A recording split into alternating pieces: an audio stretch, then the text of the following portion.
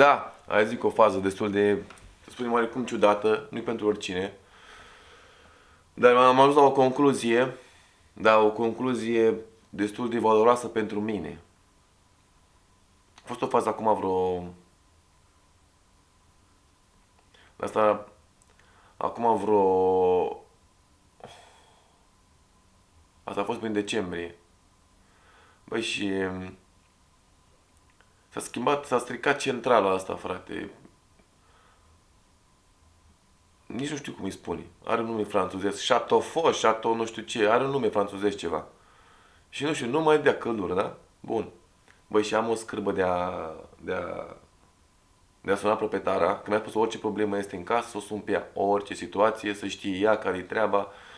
Dacă cumva vine pe aici cu instalații, dacă vine cu, cum îi spune, inspecția asta, ITP-ul din centrală, cum îi spune, la revizia asta, dacă vine nu știu ce, dacă vei să o anunți, dacă se face o modificare sau așa-i treaba ei, ăsta ea, nu ai ce face, ea nu e un om nasol, e un om chiar un om mișto.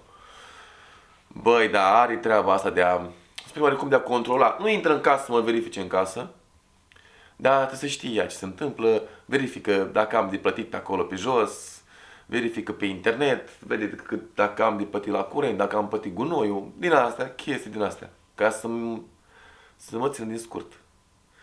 E o fată foarte treabă ea așa, dar are și ea niște limite. Băi, și pur și simplu e faza asta când mă întâlnesc cu ea, și chestia că, nu că am eu ceva cu ea, că ea e un om mișto, dar e o stare atât de căcat, nu știm cum să scăpăm unul de altul. Știi faza aia în care din bun simț stai de vorbă? Amândoi vor să plece, amândoi membri, amândoi participanți la discuție și la întâlnire vor să termine, vor să încheie discuția aia, dialogul ăla, dar niciunul are curaj. Pai, și uite așa, stai în băligarul ăla, stai și pute acolo și nu se mai termină odată și se discută și se intră într-un subiect. Da, tu ce mi-ai făcut, da, tu ce mi-ai fost, da, tu de cuiva îi pasă. Nici ei nu-i pasă de mine și nici mie nu-i pasă de ea. Ea doar vrea să-mi ia banul. Așa un pic de off-topic. Ca să vezi, pur și simplu, mai ales că în ultimul timp, pe mine m-a văzut foarte ciudat. Ea n-a mai fost, a fost acum în decembrie. Nu mai fusese la mine din aprilie. Nu știu câte luni înseamnă, dar sunt multe luni. Trimitea pe altcineva. M-a văzut pe mine aici cu niște meditații, cu niște lumânări. Uitasem că ea vine pe la mine și eu m-am bătut la ușă și am deschis repede și când era chiar ea, muzică cu bătea în oală acolo o femeie, aici lumânările aprinse, oala, aveam o oală de asta, din material din asta, de vas tibetan, era aici și și mai era și un pai din ăla aprins, știi? Și a crezut că fac satanisme pe aici, să moare dacă nu. Și de atunci noi nu am mai auzit de ea până în decembrie. Pur și simplu venea o colegă de ei, nici nu știu cine era, doar dădeam banul și pleca. Îți dai seama ce părere și-a făcut spre mine. Grav, rău de tot. Bun, și s-a stricat centrala, frate. Asta așa, vezi cât am vorbit pe lângă subiect? Dacă să explic de ce, trebuie să mă întâlnesc cu ea și uite așa, mă strânge în spate. Și i-am spus chiar să văd eu. Și n-am dat drumul la căldură. Bă, am avut niște frigalari în casă. Și acum hai să spun așa un pic, am ce concluzia am tras. Aproape 2 săptămâni asta așa.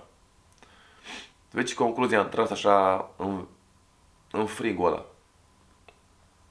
Aproape 2 săptămâni, da. Au fost în casă chiar și 12 grade jumate, că a fost cel mai minim. Au fost de obicei 13 grade jumate. Cam asta a fost în casă, da? Dar asta seara, spre dimineață. Dai seama cum mă îmbrăcam. Cu izmene, cu căciulă în cap, cu mănuși stăteam la calculator, cu fular, Băi, gros, de așa eram, să mor, tot eram îmbufnat, așa era să mor, eram burdujit de haine. Bluză cu tricou și câte am învățat atunci, cum să te îmbraci, cum să-ți faci să fie cald, 2 perechi ciorapi, să-mi iau aia, cum să fac, cum să-mi iau aia. Și pentru că centrala nu mergea și am spus, vreau să văd cu ocazia asta până vine ea și îmi ia chiria. Chiar am spus că când vine îmi ia chiria, că așa era vorba, că vine în decembrie la sfârșit de an, îmi ia chiria și atunci o să-i explic situația, știi? Bun. Eram atât de gros îmbrăcat, deci pur și simplu abia mă mișcam. Dar Concluzia a fost următoarea și care e cea mai importantă, indiferent câți bani ai avea, indiferent ce stare de sănătate ai, indiferent cine ești, indiferent cum ești, nu ai cum să fii fericit, indiferent câți bani faci, dacă ți-e frig. Pur și simplu, căldura face parte din fericire. Dacă ți-e frig, indiferent câți bani ai, poți să ai, uite așa, saltele de bani. Dacă sunt casă 10 grade și tu tremuri continuu, că asta era treaba, n-ai cum să fii fericit. Da, că în timpul ăla nu stăteam numai în casă. Mergeam la sală, făceam pe acolo duș, trăgeam de timp, mergeam și dimineața, dacă se putea, mergeam și seara, da? Mergeam pe la biserici, îmi făceam treabă, frate. Îmi făceam treabă, că era prea greu să stau aici în frig.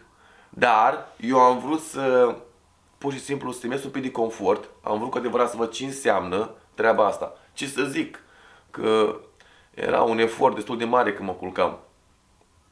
Căciul în cap, fular.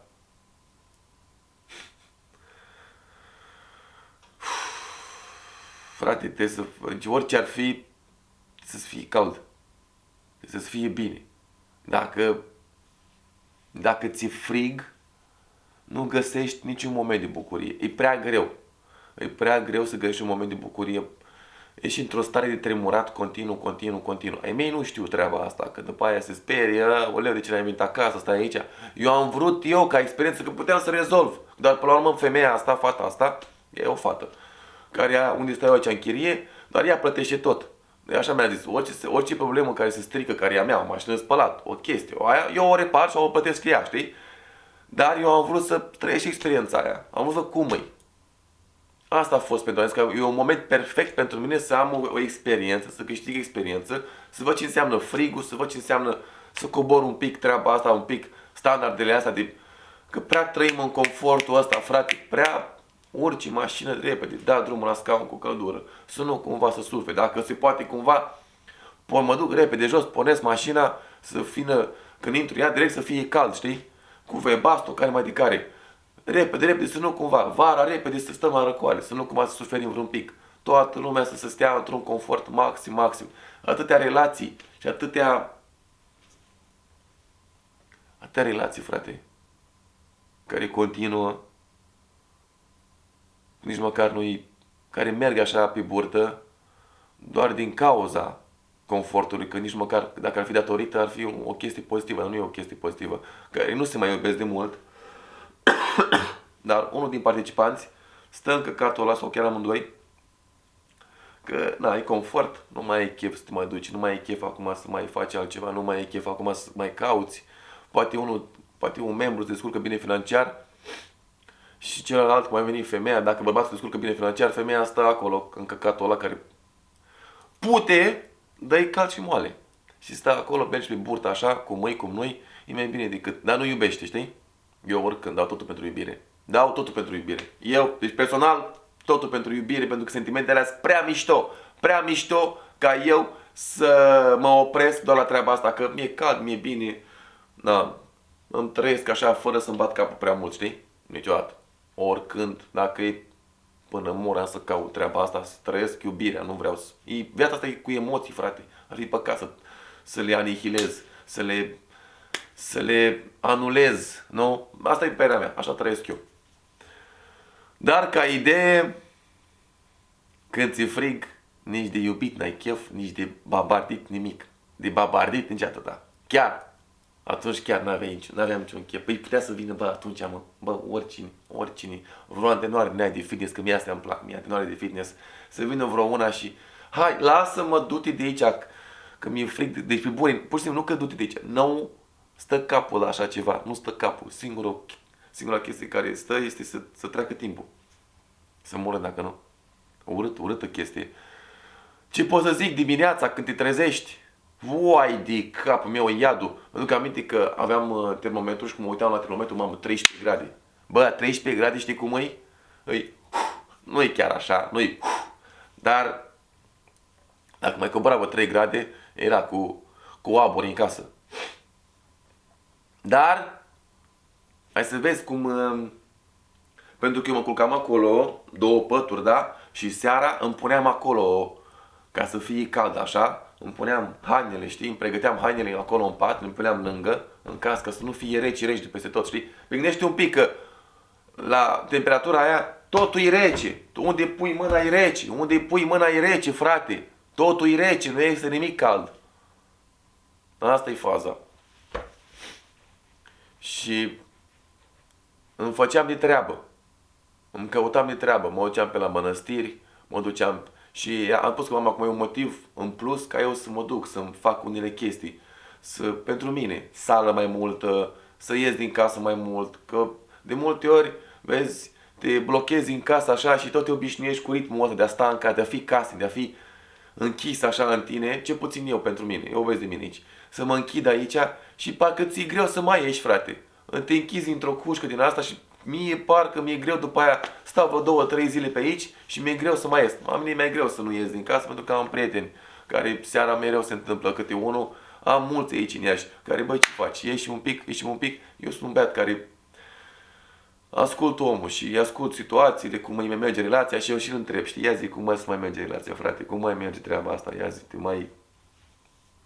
te mai cerți, dar nu întrebe în chestie, poate poți zice eu ceva bun, poate și el știe, oricine știe că eu chiar vreau binele, știi? Mamă, de câte ori nu m-a mers un băiat, vreau să mă spart neapărat, mi-a spus orice ar fi, nu te spărți, orice ar fi, du-te înainte, du-te la un psihoterapeut, du-te, caută. Ultima chestie este despărțirea, ultima chestie, despărțirea.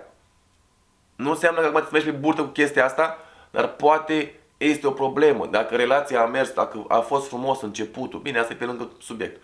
Dacă a fost frumos începutul, frate, relația a început frumos, ani de zile a mers bine și după ce te-ai căsătorit nu mai merge, este o problemă undeva, frate. Poate problema la tine. Și nu o știi, nu vei să o conștientizezi. Ești orgolios, eu știu. Du-te și cere ajutor, frate. Ultima chestie ar trebui să fie chiar despărțirea. Dar nu înseamnă că de acum merge așa înainte, cu capul înainte. Oricui recomand cartea Reperul Normalității sau Reperele, nu, Reperul Normalității, e vorba despre relații și cu adevărat acolo îți dai seama dacă relația ta merge bine sau merge în rău.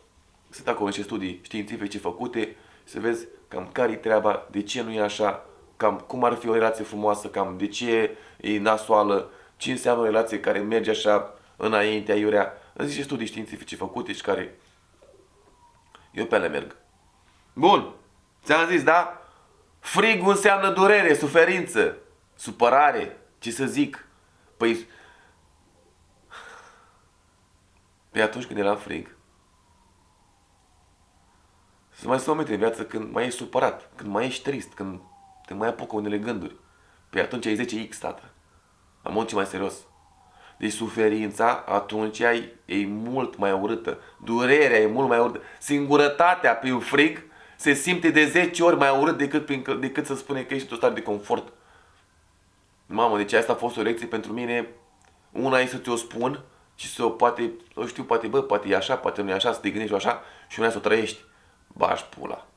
E urât rău. Frigul e urât rău. Frigul care nu ai ce face, știi? Să spunem așa ca idee. Bine, clar că rezolvam, mă duceam la țară, stăteam, rezolvam, dar eu am vrut să trăiesc treaba asta, să-mi dau seama ce înseamnă frigul. Și ce înseamnă cu adevărat supărarea și singurătatea în frig. E urâtă rău. E de 10 ori mai urâtă. Acolo parcă nu mai ai scăpare, parcă nu mai găsești refugiu, parcă nu mai găsești vreo bucurie în nimic. Totul ești limitat. Totul e rece și parcă merge din rău mai rău, da? Dar a fost o experiență foarte folositoare pentru mine. Da, cam asta e. Orice ar fi să fie cald, frate. Să-ți fie bine. Am ajuns la concluzia asta, indiferent câți bani ai, indiferent cât aur ai în casă, dacă ți-e frig, e nasol tare. Dacă ți-e frig, oricum ești trist, oricum nu ești bucuros, oricum nu ești fericit. Na, hai, ne auzim, pa!